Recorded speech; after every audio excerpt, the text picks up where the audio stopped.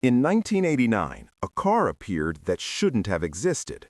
A Japanese sedan rolled into showrooms quieter than a Rolls-Royce, faster than a BMW, and priced thousands below a Mercedes S-Class. The automotive world didn't just take notice, it panicked. How does a brand with zero luxury credibility build a car so flawless it forces Germany to redesign everything?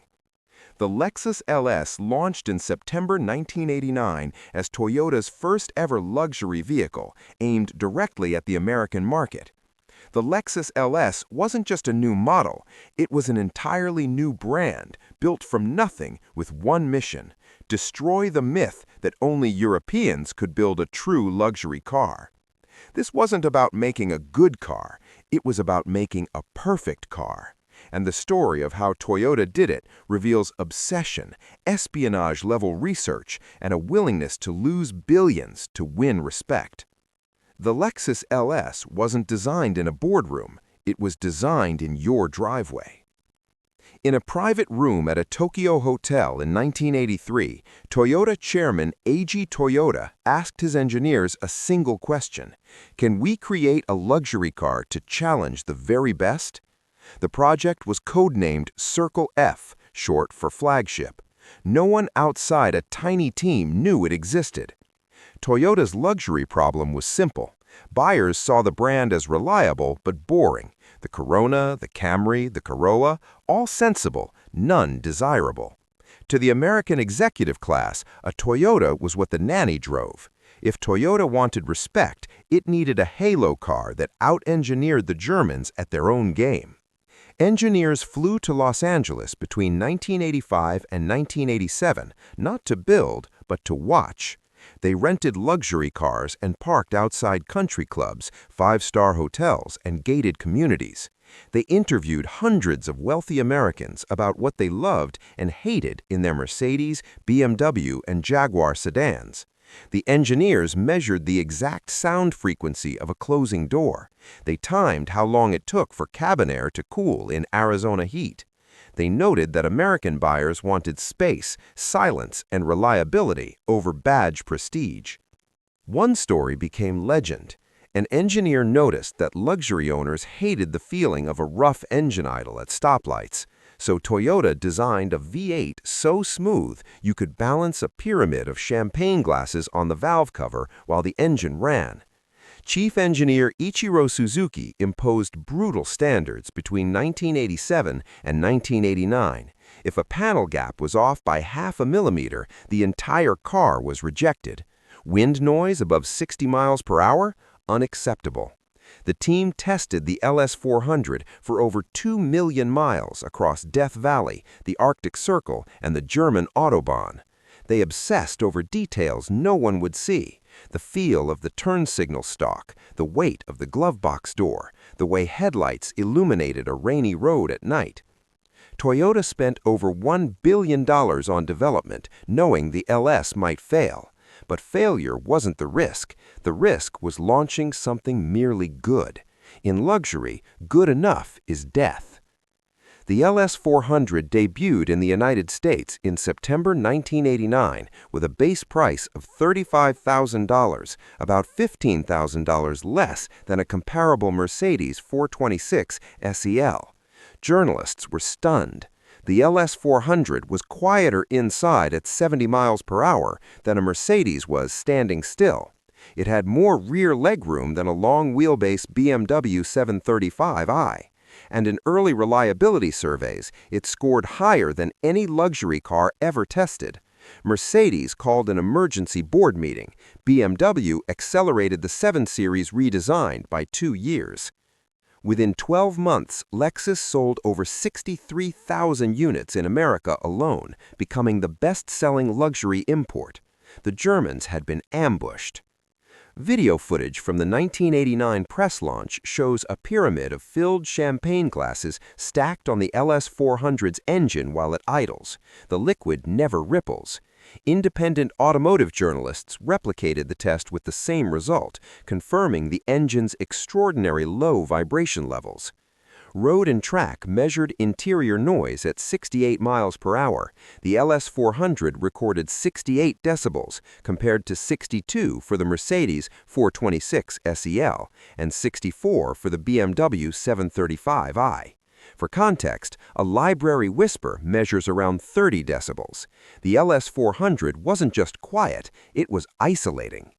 The 1990 J.D. Power Vehicle Dependability Study ranked the LS400 first among all luxury cars, with an average of just 32 problems per 100 vehicles, half the rate of its German rivals.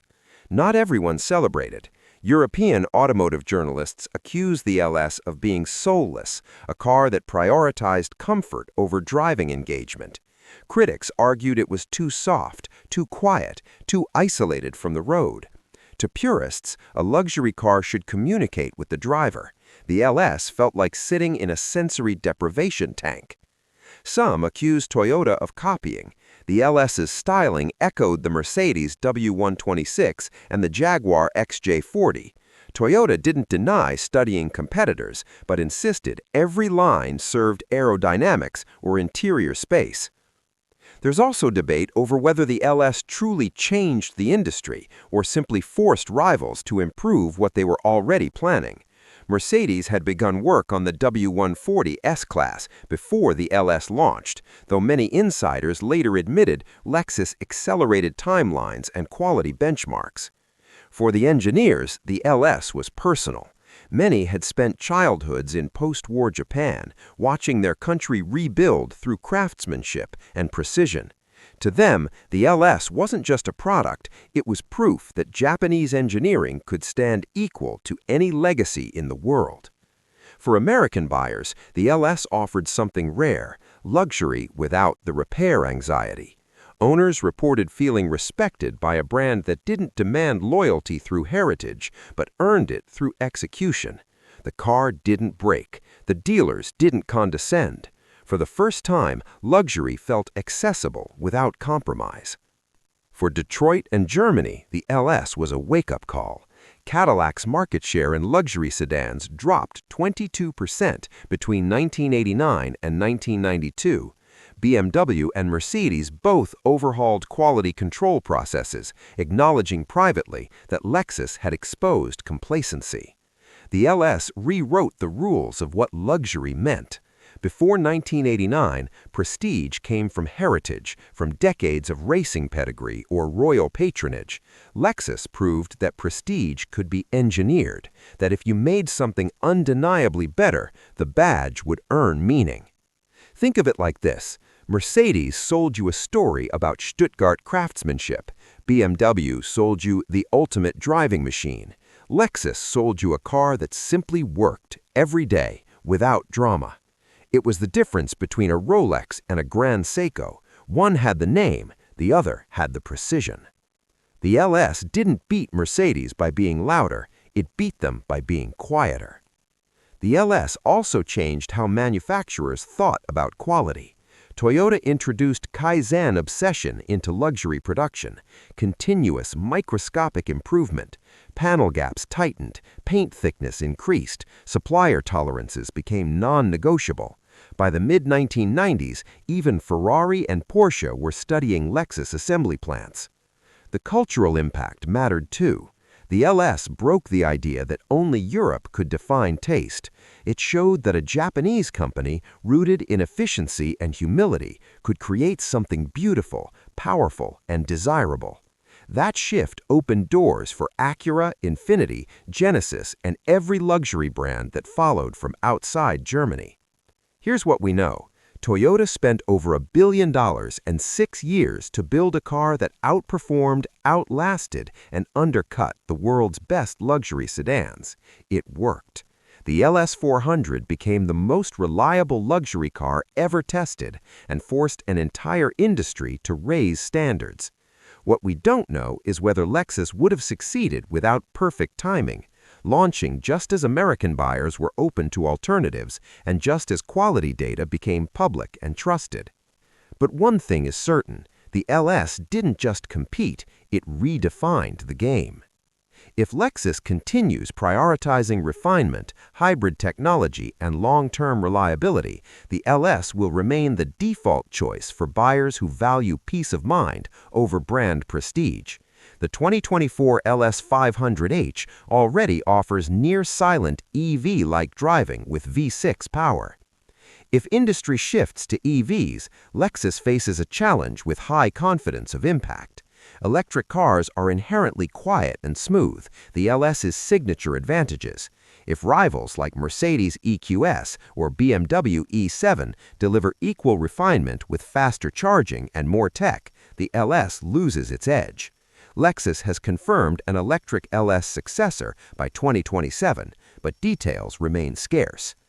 There's a low-confidence scenario where sedans continue shrinking in sales as SUVs dominate. The LS may evolve into a low-volume, hand-built flagship for purists. Think Lexus's answer to the Rolls-Royce Ghost. Beautiful, rare,